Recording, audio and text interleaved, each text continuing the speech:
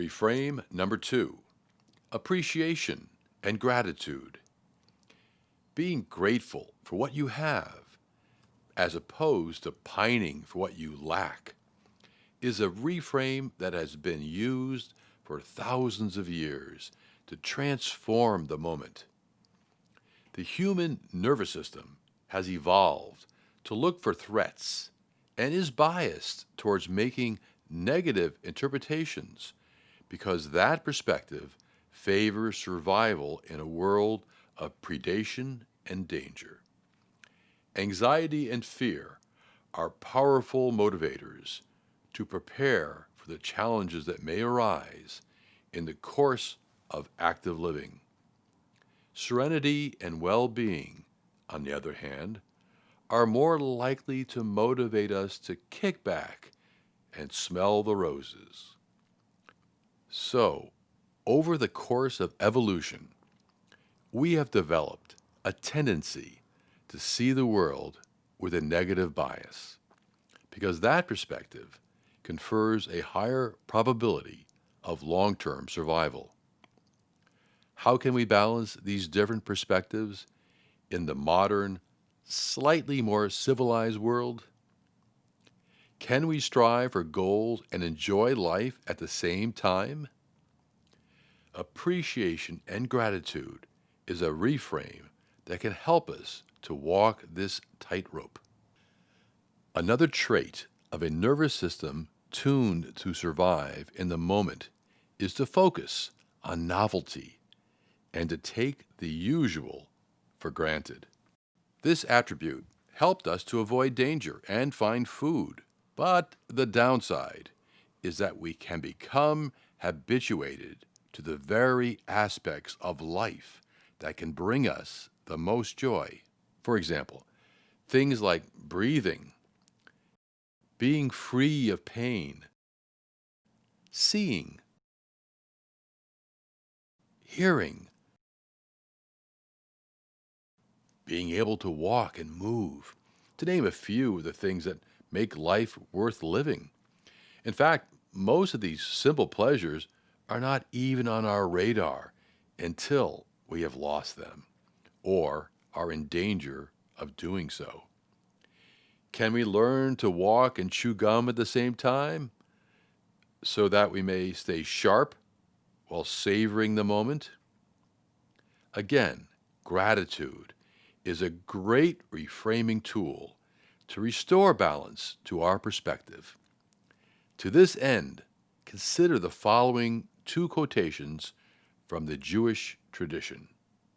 If you cannot be grateful for what you have received, then be thankful for what you have been spared. It's a Yiddish proverb.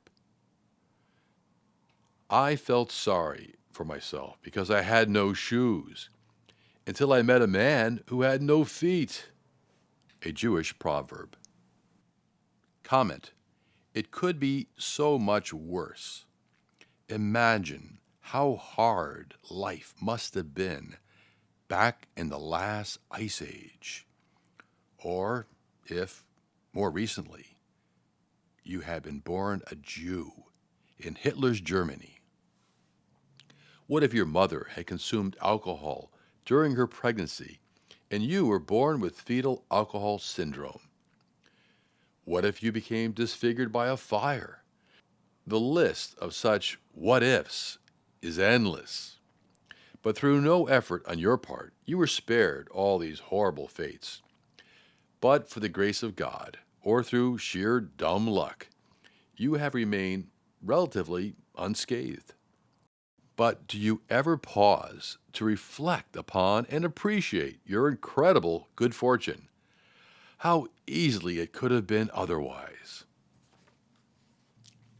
Now, consider these two quotations from the classical Greeks. He is a wise man who does not grieve for the things which he has not, but rejoices for those which he has. Epictetus. Do not let your mind run on what you lack as much as on what you have already. Of these things you have, select the best, and then reflect how eagerly they would have been sought if you did not have them. Marcus Aurelius. Comment. We take the best things in life totally for granted. If you suddenly went blind, what wouldn't you give to regain your sight? If you went blind, what would you care about the most in life? Seeing again, right? But chances are that you are not blind. Yet how often do you just wander about the countryside, feasting your eyes upon its beauty, cherishing this miraculous gift that you have been given? Most of us don't even think of it. So as long as we can still see, how bad could all your troubles be? Now, you can substitute many other unappreciated gifts for seeing. For a musician, hearing might be even more important than seeing. For a dancer, movement versus being crippled may be the most important ability. For a smoker with severe COPD or COVID, just breathing is more important than seeing. And a patient with Alzheimer's, if able, would likely assert that an intact brain trumps seeing and hearing every time. But chances are you, if you are watching this video, are not deaf, crippled, gasping for breath, or demented. Yet how often do you reflect upon, cherish, and even savor all these things? Do you ever marvel and give thanks to God or the universe for having received such priceless gifts? It's hard to remember to do this. For a reminder, we can associate gratitude and appreciation with a ready-made visual symbol or code word to help us to feel and express gratitude for these gifts more often, especially when we are stressed out or in a bad mood. Here are some ideas on how such a reframe symbol could be used as a reminder. 1. As a tattoo. 2. Schedule it to show up in your Outlook or other calendar. 3. As part of a deck of homemade reframe cards that you make and look at throughout the day or when you are stressed out. 4. In a reminder app that flashes a random reframe symbol and speaks a word or phrase at scheduled or random times throughout the day. 5. A wall poster. 6. Scheduling Alexa to remind you to reflect. 7. As a button or piece of jewelry, for example, as a ring or pendant. But there may be even more benefits from using the gratitude appreciation reframe than a cognitive reset. Studies suggest that feeling gratitude helps to cope with stress, and feeling gratitude was linked to fewer signs of heart disease. And it gets even better. According to UCLA's Mindful Awareness Research Center, regularly expressing gratitude literally changes the molecular structure of the brain, keeps the gray matter functioning, makes us healthier and happier. In 2008, scientists first used MRI imaging to study gratitude.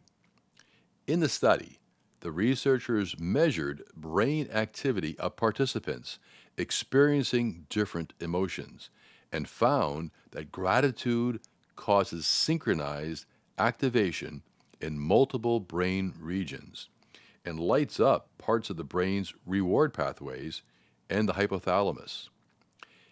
In short, gratitude can boost serotonin and activate the brainstem to produce dopamine, both of which are essential neurotransmitters for the proper function of our brain and body.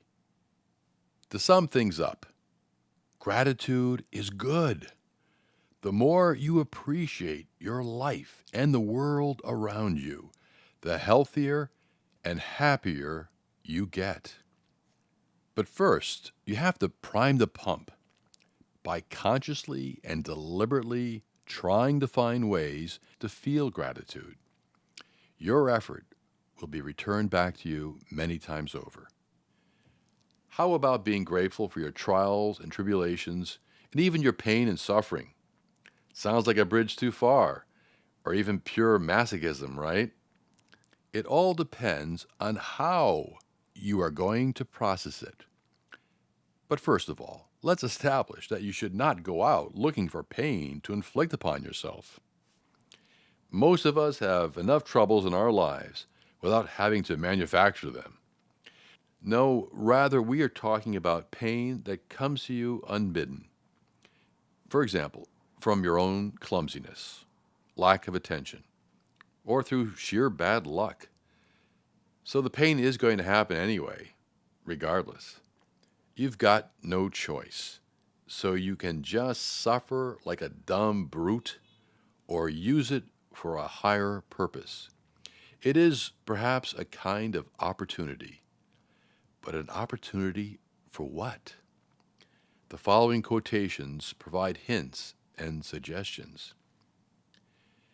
Be grateful for the lemons which life hands you, for with them you can squeeze out lemonade.